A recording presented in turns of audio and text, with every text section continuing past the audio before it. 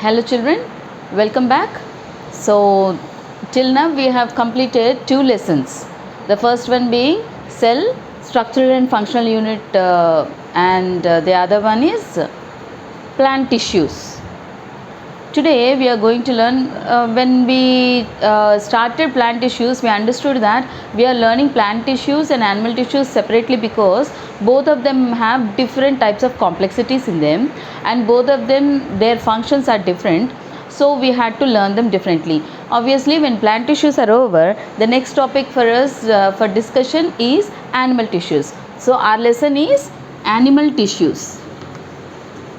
Animal tissues. So what are the differences between plant tissues and animal tissues? Plant tissues also protective tissues are there. The tissues which help to grow are there. The tissues which help to transport are there, and the tissue which helps in food preparation.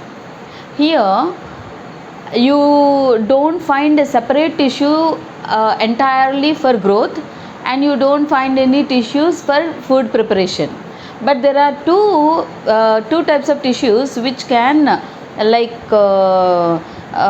they look similar to animal tissues. One is protective tissue, the other one is transport tissue. But just because the functions are same, the tissues are not same.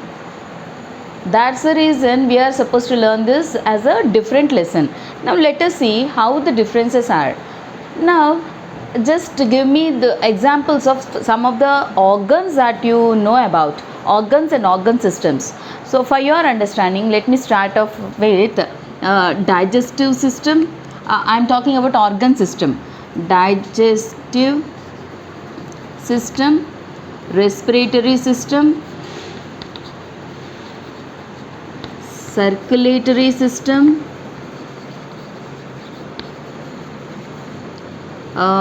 nervous system,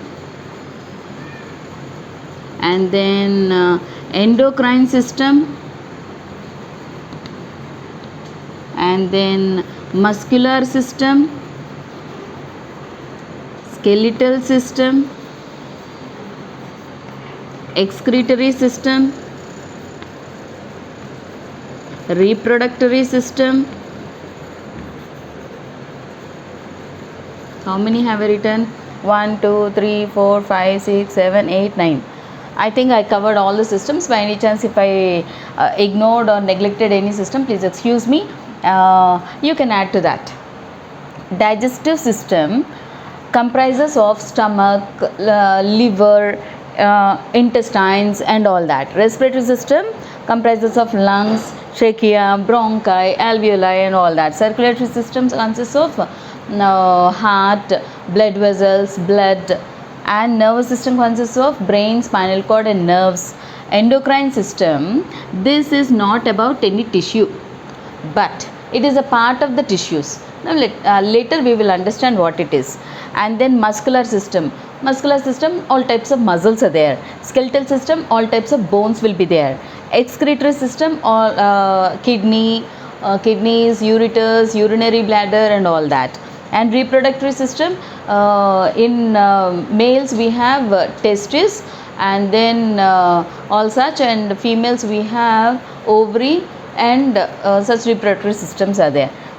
Like for all these things, they are all made up of tissues. Tissues are all made up of similarly functioning cells.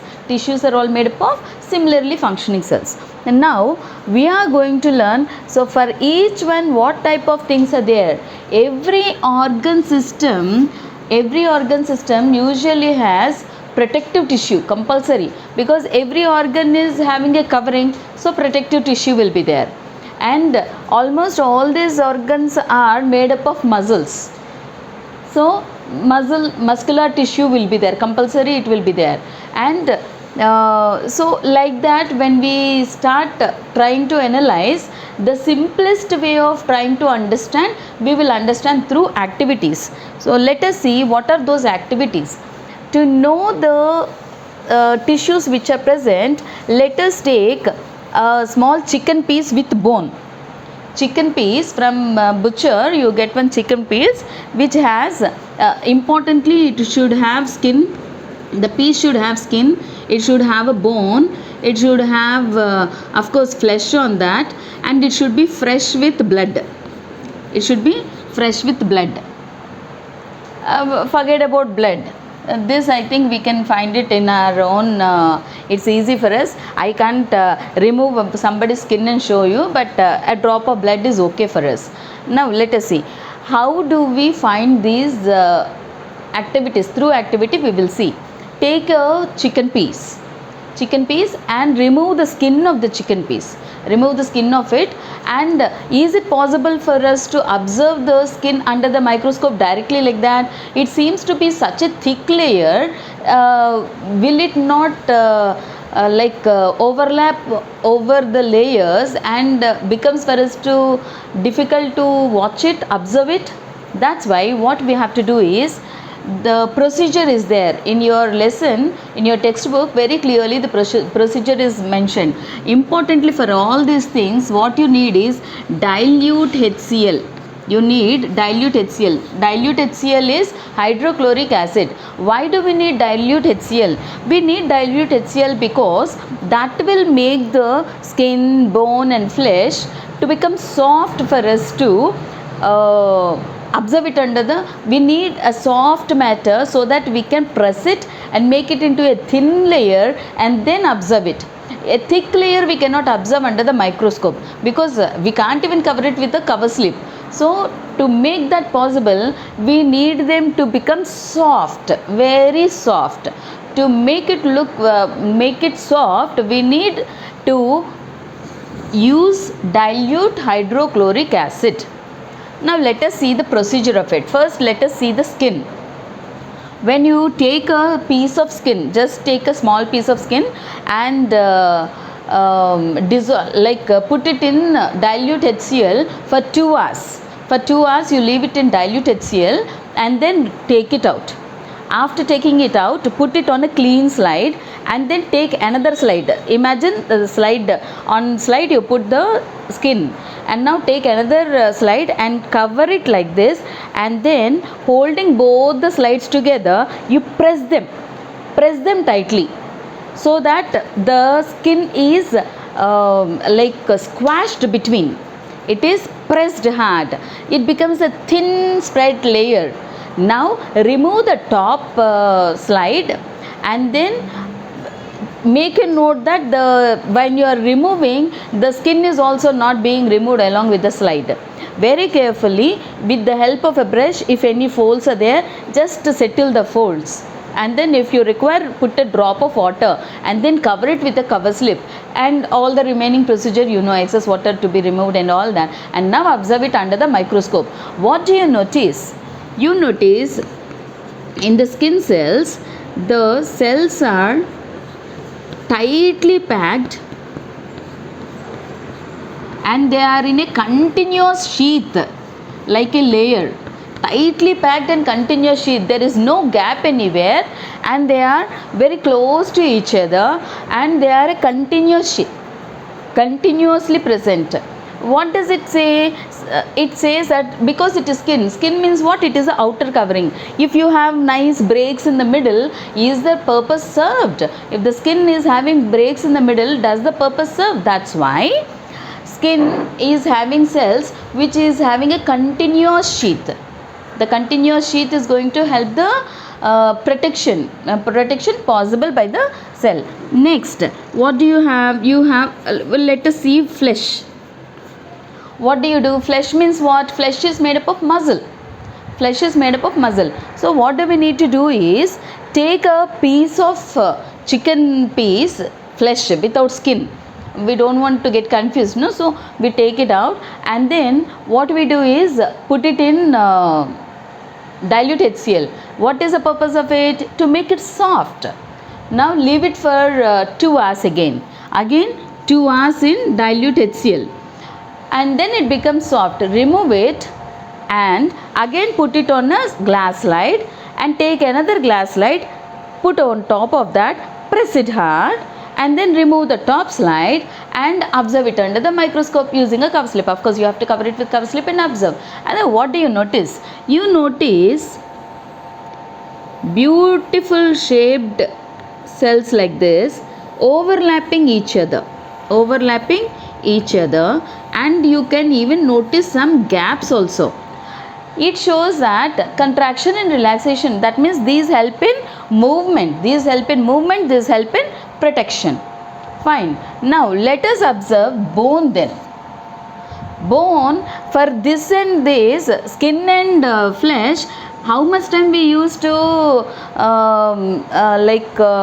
how much time is required to make them soft? 2 hours, because actually they are soft when compared to bone. For bone also, if we keep only 2 hours, do you think we will get a possibility? Can you put a bone on the slide and then try to observe it? Can you try to press it and make it soft? It's not possible. So tomorrow you want to make the experiment. Tomorrow you want to do the experiment. Today you have to take the bone piece, put it in dilute HCl, and then allow it to get soft.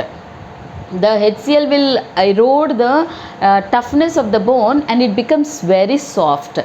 Then take it out after 1 day. You take it out, put it on a slide, cover it with a cover slip, and then observe.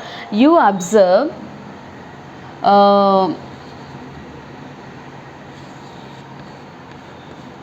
cells like this, star shaped cells like this.